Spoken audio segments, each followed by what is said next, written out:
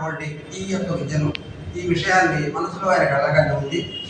పెరిగి పెద్దవాళ్ళైన తర్వాత అక్కడ మద్రాసులో ఆయన చేరిన తర్వాత ఎంఏ పూర్తి చేసుకున్న తర్వాత బిఏ పూర్తి చేయడం జరిగింది. ఆ తర్వాత ఉద్యోగంలో కొంచెం వెలుగులు రావడం, అక్కడే ఉంటూ ఈ రచనా వ్యాసంగాన్ని పూనుకున్న తర్వాత కొన్ని గ్రంథాలకు, ప్రౌఢమైనటువంటి ప్రబంధాలకు, ఆ విధమైనటువంటి సంస్కృత కూడిన వ్యాఖ్యానాలు రాయడం కూడా జరిగింది.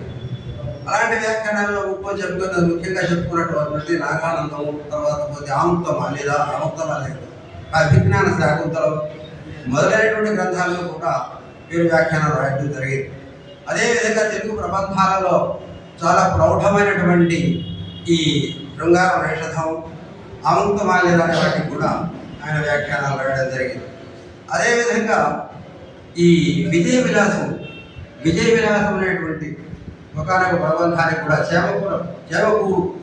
చేమకూరు వెంకట కవి రచించినటువంటి, ఇప్పుడు 17వ శతాబ్దంలో ఇక్కడ ఉన్నటువంటి రఘునాథ నాయకుడి యొక్క ఆస్థానంలో కవిగా పండితుడిగా ఉన్నటువంటి చేమకూరు వెంకట గారు రచించినటువంటి విజయ విలాసానికి కూడా వ్యాఖ్యానం మొట్టమొదటి ఆయన రాయడం జరిగింది. ఈ వ్యాఖ్యానంలో రాసిన తర్వాత